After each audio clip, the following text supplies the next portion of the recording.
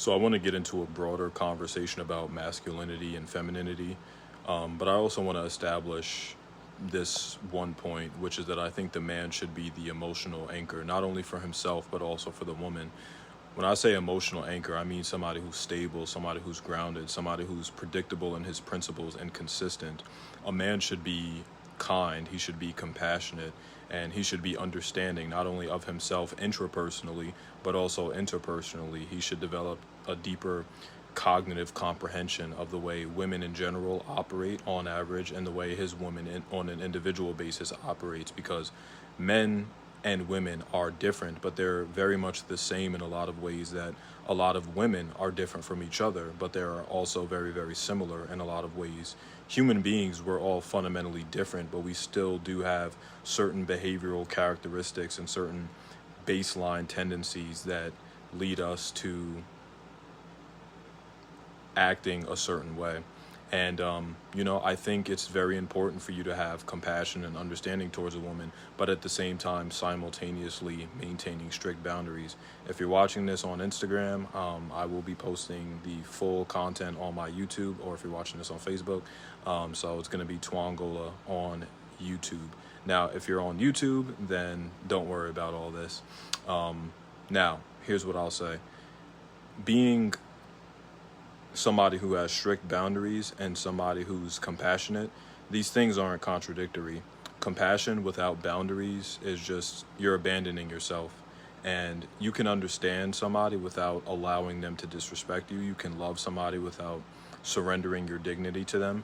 And you can establish consequences without becoming, violent or irrational. If a woman disrespects you, or if a woman disrespects me, I don't believe masculinity would require me to immediately disrespect her back.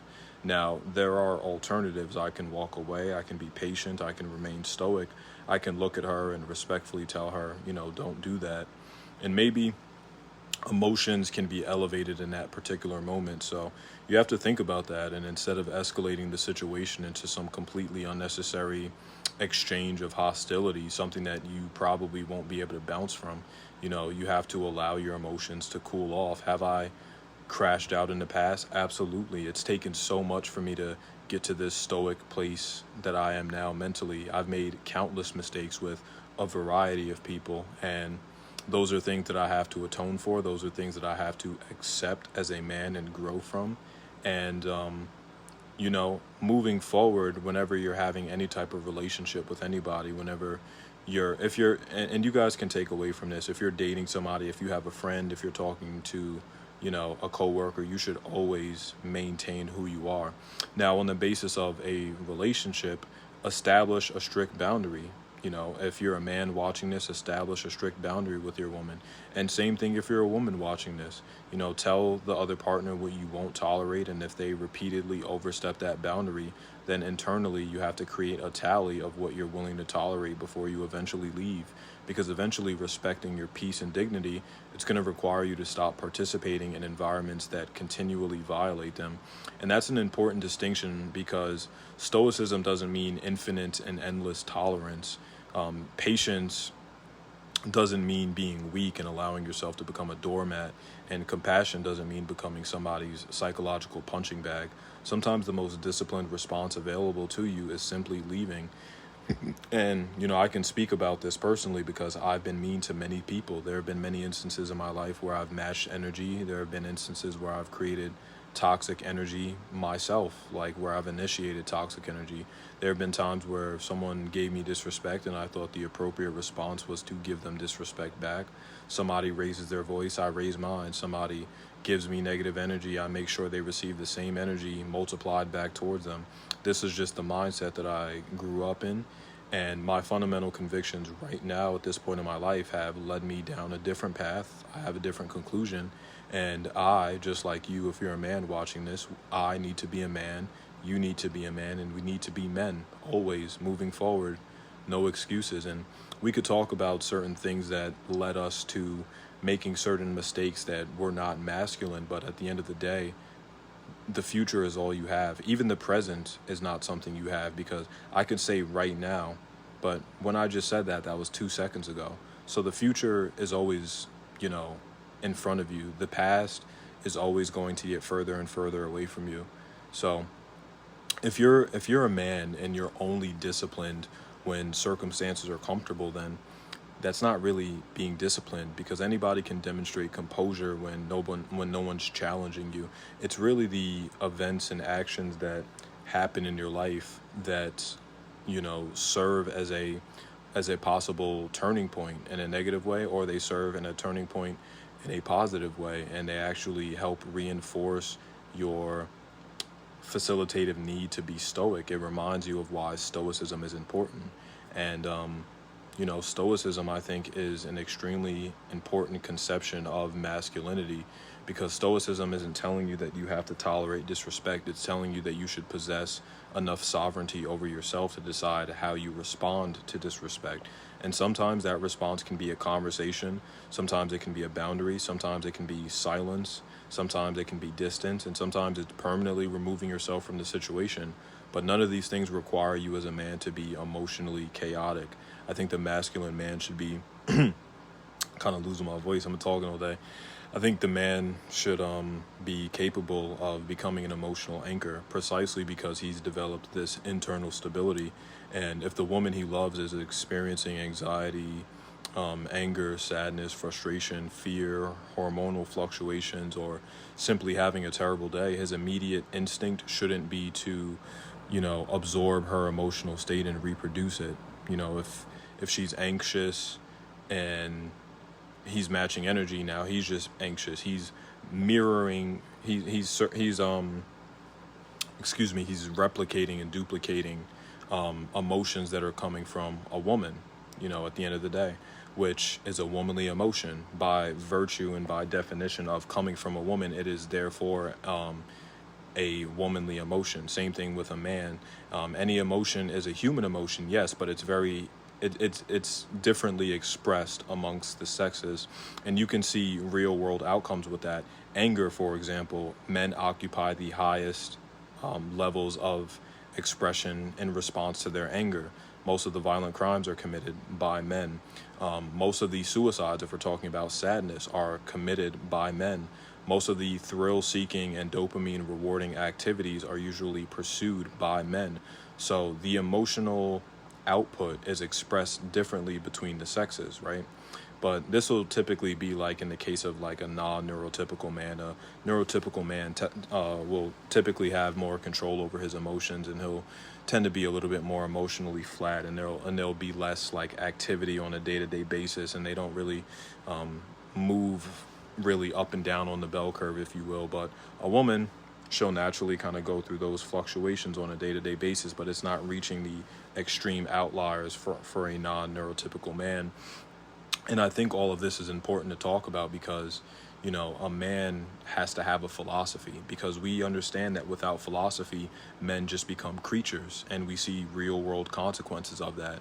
And, I also don't think you should copy a woman's emotions. I believe some of them are reinforced by their biology, and we don't have those same implications in forming our personality. We don't have the chemicals being released, we don't have the hormones, we don't have the periods and everything like that.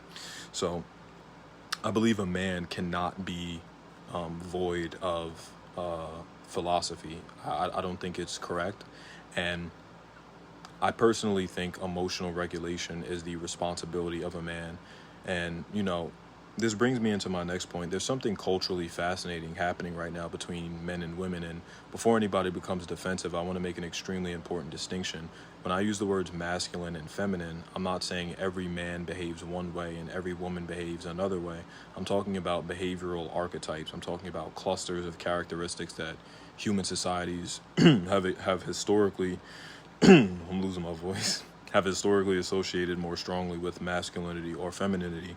And what I think we're witnessing is this enormous inversion of those archetypes, and you have more women adopting characteristics that would be traditionally characterized as masculine. You have women being extremely independent, competitive. They have this occupational ambition. They have this assertiveness. They have this heightened confrontation. They're more emotionally guarded. They're looking for financial self-sufficiency and an almost visceral rejection of dependency. Men are giving them the ick a lot easier. And, simultaneously, you have a substantial number of men becoming increasingly emotionally dysregulated, emotional, validation dependent, impulsive, reactive, insecure, indecisive, and, psychologically fragile. And some people will immediately say, well, anger is masculine, aggression is masculine, testosterone makes men emotional. Biologically, testosterone can absolutely influence things like competitiveness, status seeking, motivation, sex drive, and under particular circumstances, aggressive behavior. Yes, that's true. But I don't think uncontrolled aggression represents the height of masculinity. I think it represents masculinity without discipline, which in and of itself is a self-defeating definition. Because to me, the highest manifestation, I'm really losing my voice. I'm sorry, guys.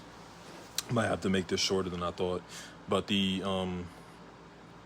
highest manifestation of masculinity has never been the man who can generate the greatest amount of destruction. It's the man who possesses the capacity for destruction while simultaneously processing the psychological architecture necessary to govern himself and a given people. And that distinction is extremely important. Now, I'm not saying you should be a pacifist and you shouldn't learn how to fight. I'm a man that has been studying MMA for 20 years. I'm a big martial artist, and I believe you should be a warrior in a garden, not a gardener in a war. And I think a more formidable man is the individual who experiences anger and he feels it coursing through his physiology, and he feels the adrenaline, and he feels the testosterone, and he feels his sympathetic nervous system preparing him for confrontation, and he still possesses enough executive control to determine what happens next. He's reclaiming his life, and taking direction and taking power is the height of masculinity. So I think Stoicism, it teaches men, in my personal philosophies, it teaches men how to become Jesus Christ. It teaches you how to experience an emotion without surrendering your sovereignty to your emotion. And, we're not becoming biological machines incapable of sadness, fear, jealousy, or anger. But the principle is that your internal state should not automatically dictate your external behavior. And I think that distinction has become extraordinarily important in modern masculinity because, right now I see men saying things like, well, she made me angry, or, she did this. Like, yes, she may have provoked you, and you can illustrate a reason why you feel upset. You might have gotten betrayed, you might have gotten insulted, you might have been humiliated, and you may have had a situation where she absolutely contributed to the emotional conditions that you're experiencing, but this behavioral response still belongs to you. Your reactions still are in your hands. And this is probably where I hold men to a harsher standard than I hold women. And I don't think it's because women are intellectually inferior. People like to take the words out of my mouth sometimes, but I think male and female biology, I don't think it's symmetrical. I think women live through biological processes that men simply do not experience. Like I said earlier, the menstrual cycle involves recurring fluctuations in the estrogen and progesterone that influence your mood, your energy, your appetite, your sleep, your emotional sensitivity, not to mention premenstrual symptoms, like a smaller percentage that experience PMDD, where the emotional effects can become substantially more severe, and women can experience the craziest endocrine changes, like during pregnancy. It's not only physical changes, but it's psychological changes as well. And then after pregnancy, like look at the postpartum period where estrogen and progesterone fall dramatically and the body is undergoing an enormous transition. There's lactation that's involving, prolactin and oxytocin. There's the perimenopause where hormonal fluctuations can, become unpredictable. And, there are like hormonal contraceptives, which can alter the hormonal environment depending on the individual, because it's different. And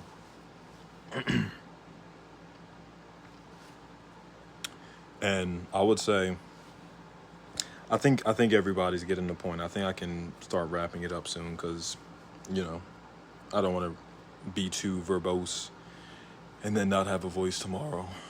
But I think you guys get what I'm saying. You can be a man and you can bench press 400 pounds and still have the emotional regulation of a 6-year-old. You can make $1 million and still emotionally collapse because a woman stopped texting you. You can have an enormous amount of testosterone and possess virtually no psychological discipline whatsoever. And I think this is one of the most striking paradoxes of modern masculinity. Intensity is not strength. People think that by being the loudest man and the most aggressive man, that you're also the strongest, the most sexually promiscuous man. Like, oh, I have a body count of like 200 and good, and you're easy. That's what you're telling us, and you don't value yourself. You're giving your body as the man to a bunch of randos off the street. You're going to Miami and sleeping with a bunch of bimbos who could possibly give you a disease. You don't respect yourself. You're easy. So I don't expect these type of men to maintain composure. I don't expect them to tolerate discomfort in a stoic way, because they probably feel entitled, and entitled people are usually babies, right? So I would say impulse control is masculine, delayed gratification, responsibility, competence, reliability, courage, resilience, protectiveness, purpose, things like that. I think all of those things are masculine. And I think men are no longer masculine, and women are sensing that, and they're adopting characteristics that are like pseudo masculine, and the whole dynamic is just shifting, and it's not shifting in a positive way where people are actually staying together, people are separating, people are not trusting each other, people are becoming less attracted to the other gender, and it's a bunch of crazy stuff going on. And I think for men, you could argue that men rule the world right now. Well, since men are in structural control, I think it's up to the man to be responsible. What did Uncle Ben say? With great power comes great responsibility, right? So since men are responsible for the direction of the planet, we could either destroy the planet or we can create it. I think we should be on the right side of history, and I think we should be on the right side of progression.